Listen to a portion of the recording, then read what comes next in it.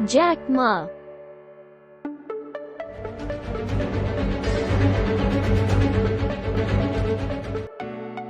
आज हम एक कहानी के बारे में बात करेंगे, एक ऐसे व्यक्ति के जीवन की कहानी जिसने चीन की पूरी अर्थव्यवस्था और इंटरनेट उद्योग को लगभग अकेले ही प्रभावित किया है।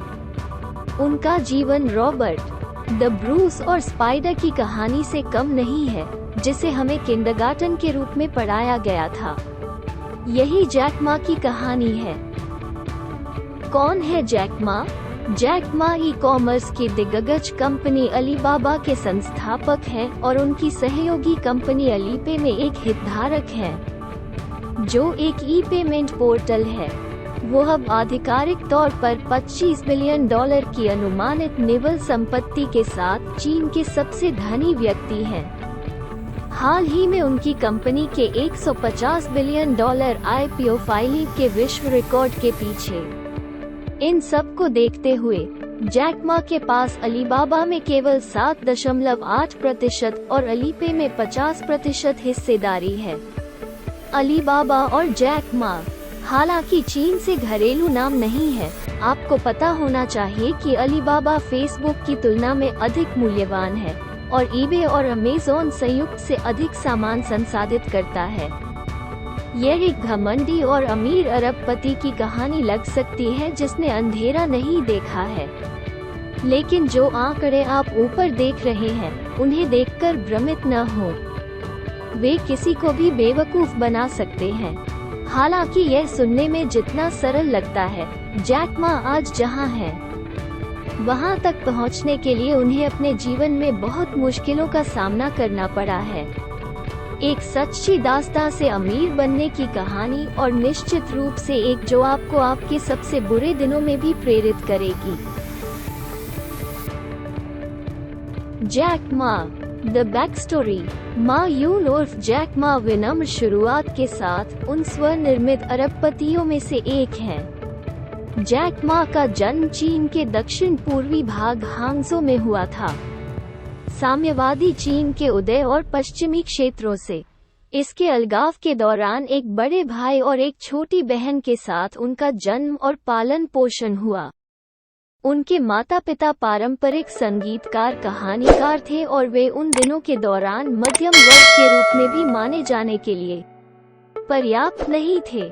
पूर्व अमेरिकी राष्ट्रपति रिचर्ड निक्सन की 1972 में हांगझो की यात्रा ने उनके गृहनगर में पर्यटन की स्थिति में सुधार किया और जैक इस अवसर का अधिकतम लाभ उठाना चाहते थे। जैक हमेशा एक बच्चे के रूप में अंग्रेजी सीखना चाहता था और उसने अपनी शुरुआती सुबह अपनी बाइक पर सवार होकर पास के एक पार्क में बिताई, जिससे विदेशियों को मुफ्त में अंग्रेजी यात्राएं मिली। फिर उसकी मुलाकात एक विदेशी लड़की से हुई जिसने उसे जैक उपनाम दिया, क्योंकि उसके नाम की स्पेलिंग उसके लिए कठिन थी। जैक अंग्रेजी में स्नातक की डिग्री के साथ स्नातक होने के बाद $12 प्रति माह के वेतन पर हांगझो डियांजी विश्वविद्यालय में एक अंग्रेजी शिक्षक के रूप में काम किया। अब यहाँ वो हिस्सा आता है जहाँ यह और अधिक दिलचस्प हो जाता है। इससे पहले कि वो उस डिग्री को प्राप्त कर चुका है और एक अंग्रेजी शिक्षक बन गया है। अस्वीकृत लेकिन असफल नहीं। जैक मा एक बेहद भाग्यशाली व्यक्ति के रूप में जो एक झटके में अरबपति बन गए, लेकिन ये जानना सुरक्षित है कि अस्वीकृति जैक मा का पर्याय है। आप विश्वास नहीं करेंगे कि इस आदमी को कितनी बार अस्वीकार और विफल किया गया है। बचपन में जैक मा ने अपनी प्राथमिक स्कूल की परीक्षा में एक बार नहीं बल्कि 2 बार असफल हुए। मिडिल स्कूल की परीक्षा के दौरान वो 3 बार फेल हुए। हाई स्कूल के बाद विश्वविद्यालयों में आवेदन करते समय जैक अंत में हांगझो सामान्य विश्वविद्यालय में शामिल होने से पहले 3 बार प्रवेश परीक्षा में असफल रहा। उन्होंने भर्ती होने के बारे में 10 बार हार्वर्ड विश्वविद्यालय में आवेदन किया और लिखा, और हर बार खारिज कर दिया गया। यह उनकी शिक्षा के दौरान ही था। अपनी स्नातक की डिग्री के दौरान और बाद में जैक ने कई जगहों पर नौकरी पाने की कोशिश की और असफल रहे।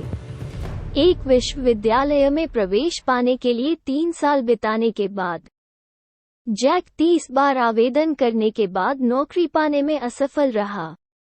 वो अपने साक्षात्कार में याद करते हैं, जब KFC चीन आया तो 24 लोग नौकरी के लिए गए, 23 लोगों को स्वीकार किया गया। मैं अकेला लड़का था जो नहीं था।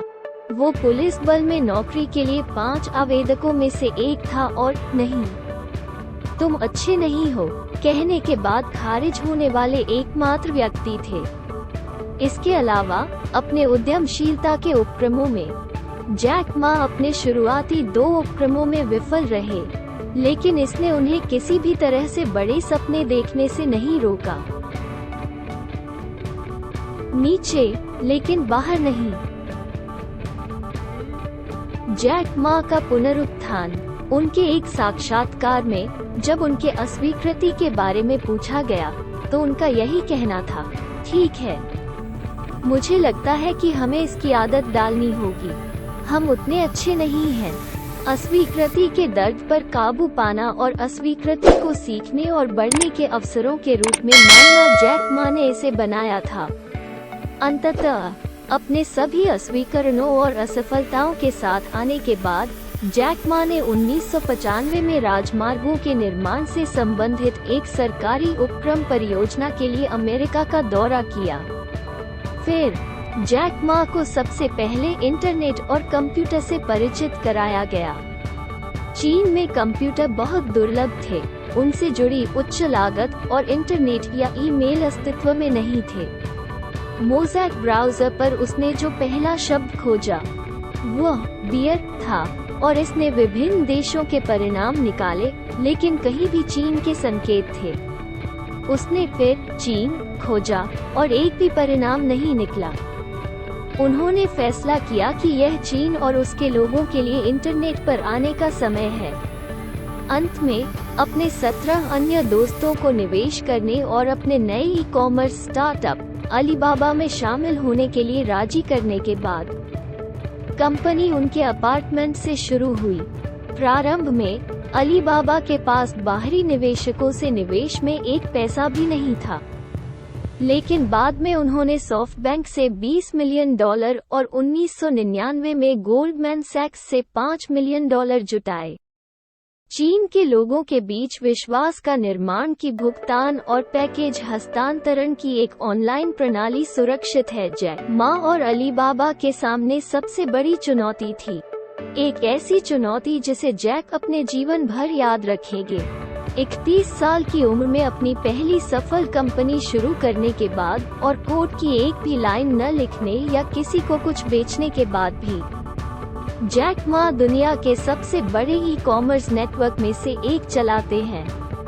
कंपनी ने तेजी से विकास किया, पूरी दुनिया में विस्तार किया, तेजी से अपने चीन खोल से बाहर निकल गई। प्रति वर्ष बिक्री के मामले में अब वॉलमार्ट के बाद केवल दूसरा अलीबाबा ई-कॉमर्स दिग्गज बन गया है, जिसकी जैक मा ने कल्पना की थी। मुख्य टेकअवे यहाँ, कभी हार न मानना। आज कठिन है, कल और भी बुरा होगा, पर परसों धूप निकलेगी। Jack Ma. दोस्तों, आपको यह वीडियो कैसा लगा? कृपया मुझे कमेंट सेक्शन में बताएं। अगर आपको वीडियो उपयोगी लगे तो इसे लाइक और अपने दोस्तों के साथ शेयर करना न भूलें। अगले वीडियो में फिर मिलते हैं। Thank you, good bye.